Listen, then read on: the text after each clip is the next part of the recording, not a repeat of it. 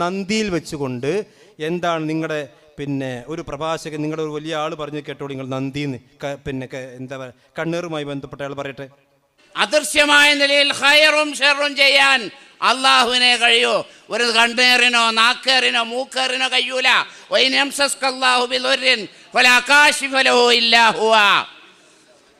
അള്ളാഹു നിന്നെ ഒരു ദുരിതം ആസ്വദിപ്പിച്ചാൽ അത് നീക്കം ചെയ്യാൻ അവനല്ലാതെ കഴിയൂല. ഒരു കണ്ണിനും കഴിയൂല, ഒരു മൂക്കിനും കഴിയൂല. മറിച്ച് ഒരു ദുരിതമാ, ഒരു ഖൈറാണ് അള്ളാഹു നിന്നെ ആസ്വദിപ്പിച്ചതെങ്കിൽ അള്ളാഹുവിന്റെ അനുഗ്രഹത്തെ തടുക്കാൻ ഒരു ശക്തിക്കും സാധ്യമല്ല. അപ്പൊ എന്താ പറഞ്ഞത്? ഒരു കണ്ണും ഇല്ല, മൂക്കും ഇല്ല. അപ്പോൾ ഈ ആയത്ത് എന്ന ആയത്തുള്ളത് കൊണ്ട് ഒരു കണ്ണേറില്ല, മൂക്കേറില്ല, നാക്കേറില്ല.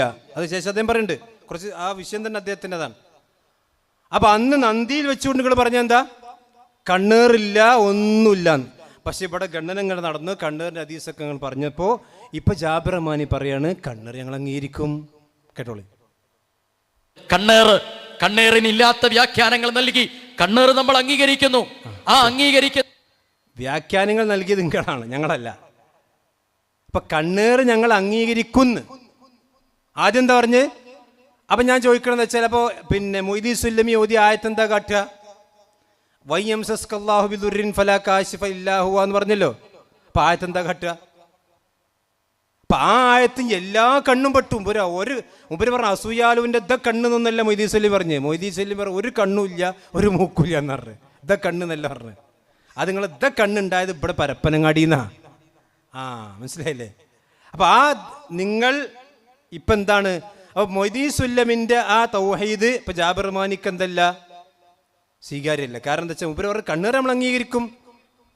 ആദ്യം പറഞ്ഞ ഈ കണ്ണേർ ഞങ്ങൾ അംഗീകരിക്കുമെന്ന് പരപ്പനങ്ങാടിയിലല്ലാതെ നിങ്ങൾ പരസ്യമായി പ്രസംഗിച്ചത് എവിടെയാണ്?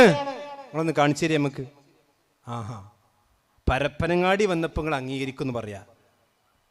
അതിനു മുമ്പ് നിങ്ങൾ എവിടെ പ്രസംഗിച്ച് കണ്ണേറിതാ ഞങ്ങൾ നിഷേധിക്കുന്നില്ല? നിങ്ങൾ ആലോചിച്ച് നോക്കണം. അപ്പൊ ഇത് മുജാഹിദീങ്ങൾ ഇത് കൃത്യമായി കൊണ്ട് പിടികൂടി. ഇതിനു മുമ്പ് നിങ്ങളുടെ നിഷേധം ഇവിടെ വെളിപ്പെടുത്തി. അപ്പോ കണ്ണ് അസൂയ എന്നൊക്കെ പറഞ്ഞു പോകാൻ